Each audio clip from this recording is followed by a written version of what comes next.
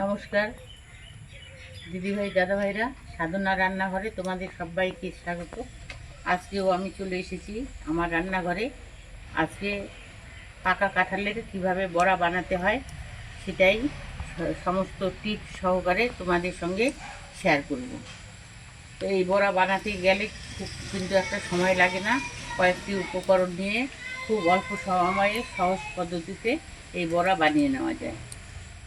পাকা কাঁঠালের বড়া রেসিপিটা কিন্তু তোমরা প্রথম থেকে শেষ অবধি দেখবে। আর এই বড়া খেতে কিন্তু খুবই মজাদার হয় আর খুব টেস্টি হয়।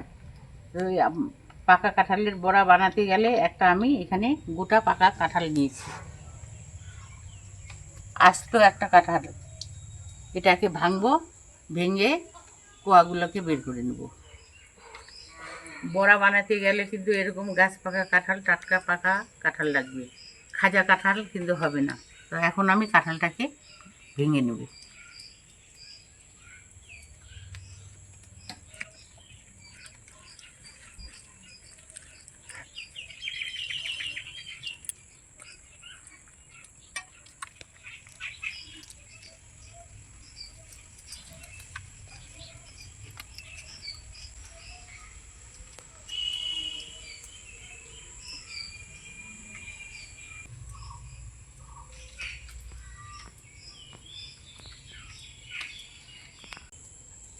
দিদিভাই দাদাভাইরা, এই দেখো কাঁঠালটাকে আমি ভেঙে নিয়েছি। এরকম গাছ পাকা কাঁঠালেই কিন্তু ঠিকঠাক আছে। আর এরকম গাছ পাকা বড়া বানাতে গেলে এই কাঁঠালটাই লাগবে। আর খাজা কাঁঠাল কিন্তু নিলে হবে না, এরকম গলা কাঁঠাল নিতে হবে। তো এখন আমি হাতে একটু তেল মাখিয়ে নেব আর কোয়াগুলোকে বের করে নেব।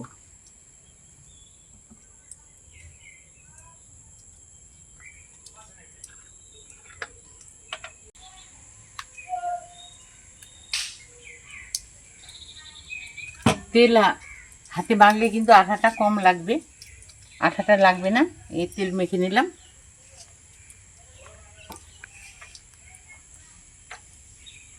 কাঁঠালের কোয়াগুলোকে বের করে নিচ্ছি।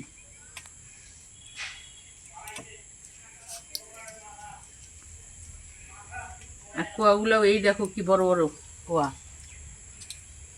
বড়ার জন্য ঠিকঠাকই এই কাঁঠালটা আছে।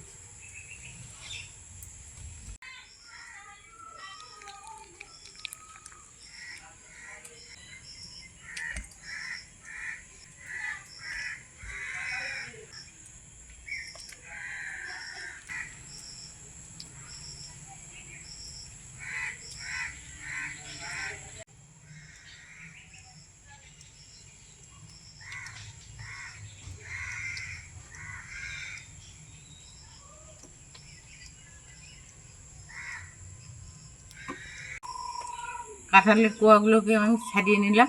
এখন প্রত্যেকটা কাঁঠালের কোয়া থেকে আমি বীজগুলোকে বের করে নেব।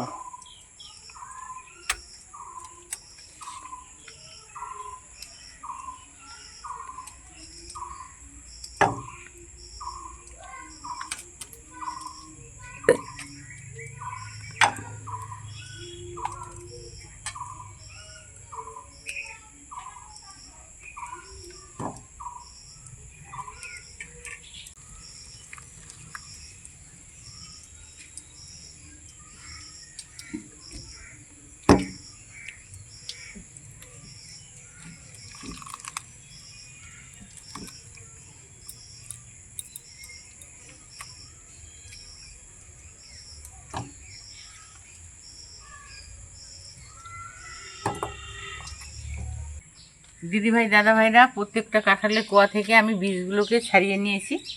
এখন এরকম একটা আমি ঝুড়ি নিয়েছি, এরকম ঝুড়ি নিতে পারো বা স্টিলের যে কোনো ঝুড়ি হলেই হবে। এখন এই ঝুড়িতে করে রসটাকে আমি বের করে নেব।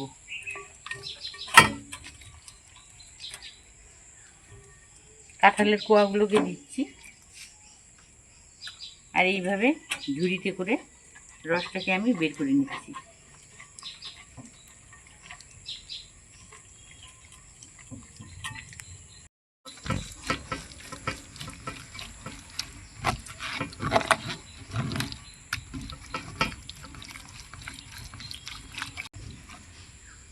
এই দেখো এইভাবে রসটা বের হয়ে আসছে। আর এই যে কাঁঠালের কোয়ার ছিবড়াটা এটাকে আমি রেখে দিচ্ছি।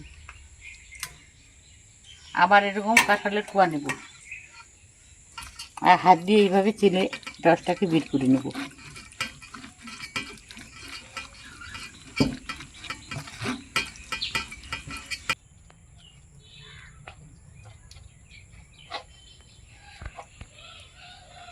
এই দেখো সমস্ত কাঁঠালগুলোর কোয়া থেকে আমি রসটাকে বের করে নিলাম।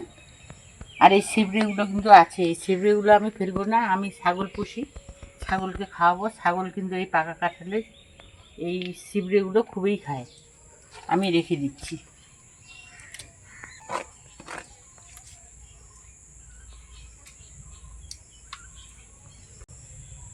এখন আমি কাঁঠালের রস, আটা আর চালের গুঁড়ো দিয়ে একটা গোলা তৈরি করে নেব।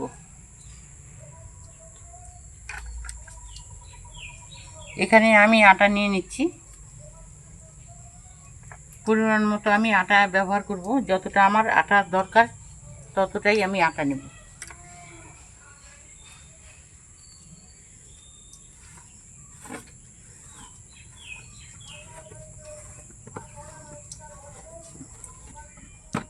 এই প্লেটের 1 প্লেট চালের গুঁড়ো দিয়ে দিচ্ছি।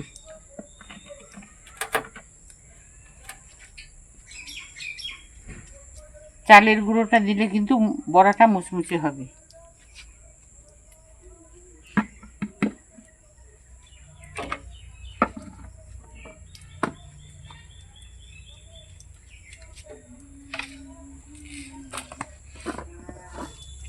এখন দিয়ে দিব চিনি।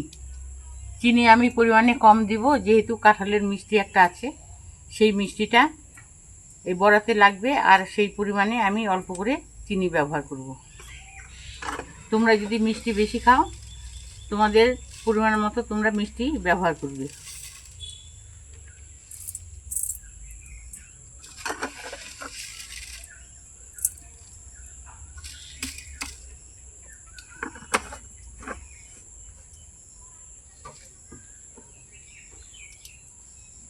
এখন অল্প অল্প কাঁঠালের রস দিব আর ব্যাটারটাকে তৈরি করে নেব।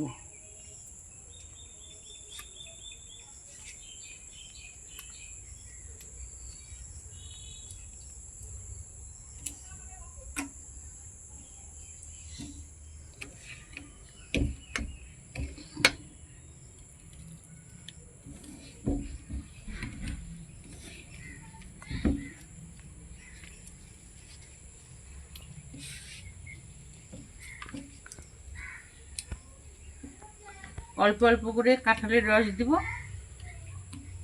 আর এই ব্যাটারটাকে তৈরি করে নিব।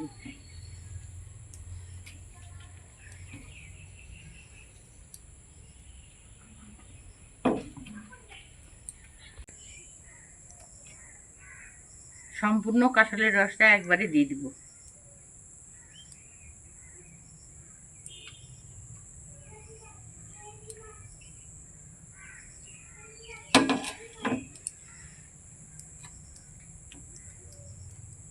ব্যাটারটাকে ভালোভাবে মেখে নিচ্ছি।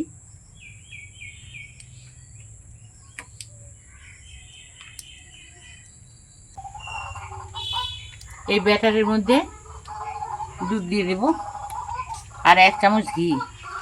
এই দুধ আর ঘি যদি দেওয়া যায়, বড়াটা খেতে কিন্তু স্বাদটা বেশি বেড়ে যায়।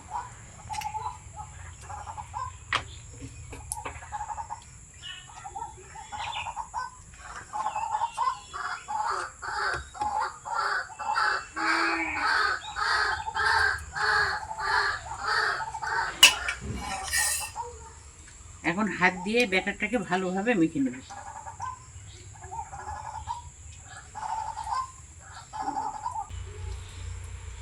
দিদিভাই দাদা ভাইরা, আমি গরুর দুধ ব্যবহার করেছি। এখানে আরেকটু গরুর দুধ আছে, এটা সম্পূর্ণ দিয়ে দিব। আর তোমরা যে কোনো গুঁড়ো দুধও দিতে পারো যদি গরুর দুধ না থাকে। সম্পূর্ণ দুধটা দেওয়ার পরে এখন আবার ব্যাটারটাকে ভালোভাবে মেখে নেব।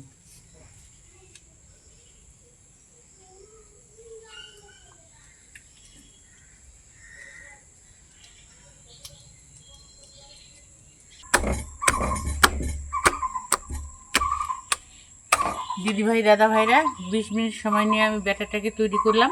আর এই ব্যাটারটা কিন্তু খুব একটা পাতলা করা যাবে না, একটু ঘন করে ব্যাটারটাকে তৈরি করে নিতে হবে। তোমাদের আমি দেখিয়ে দিচ্ছি। এই দেখো, এরকম ঘন করে বড়া ভাজতে গেলে এরকম ঘন করে নিতে হবে। তো এখন আমি গ্যাস জ্বালিয়ে নেব আর কড়াইটাকে বসিয়ে দেব।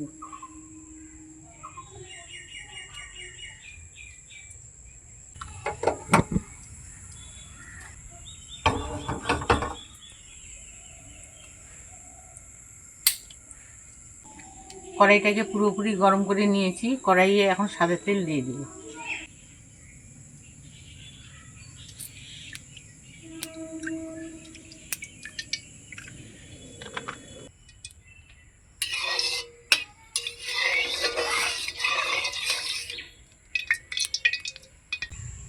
তেল পুরোপুরি গরম হয়ে গেছে।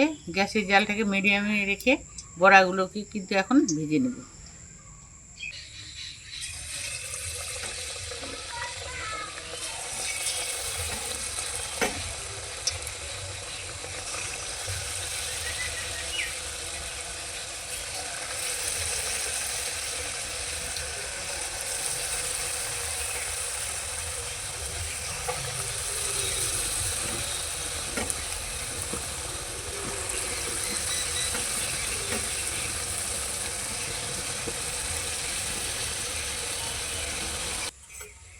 কিছুক্ষণ পর বড়াগুলোকে উল্টে দেব।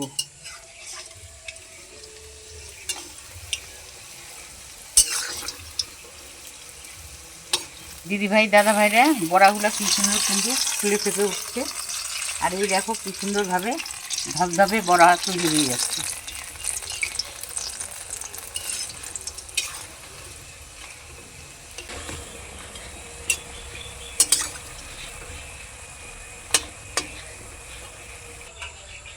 বড়াগুলোকে উল্টে পাল্টে ভেজে নিচ্ছি, এখন তুলে নেব।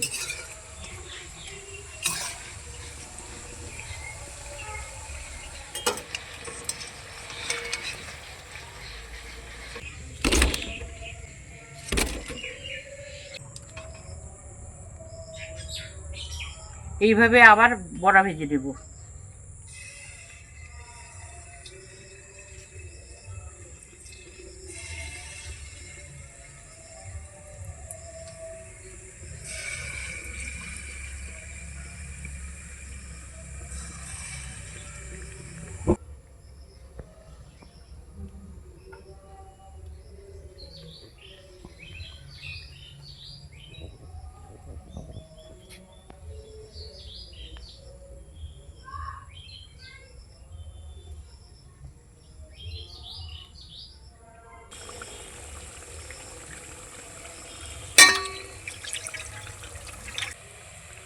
কিছুক্ষণ পর বড়াগুলোকে উল্টে দেব।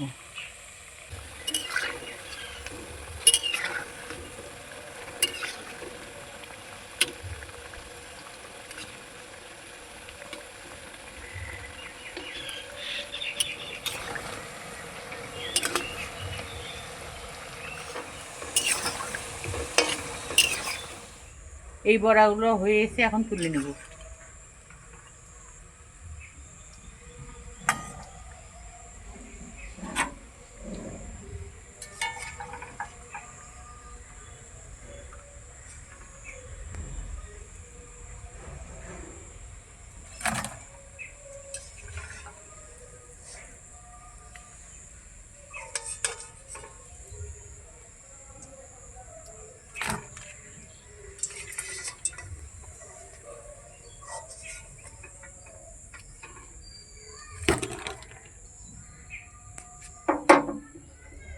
একই রকম ভাবে আমি সম্পূর্ণ ব্যাটার থেকে বড়া ভেজে নেব।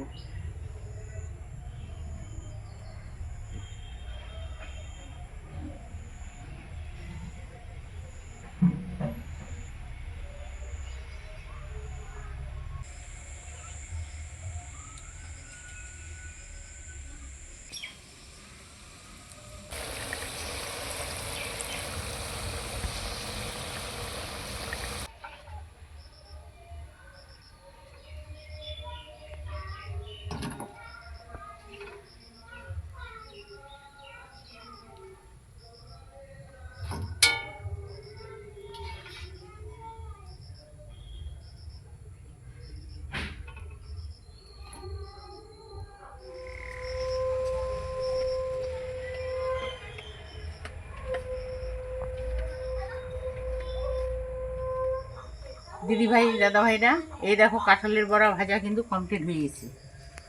আর এই দেখো কি সুন্দর মুসমুস হয়েছে।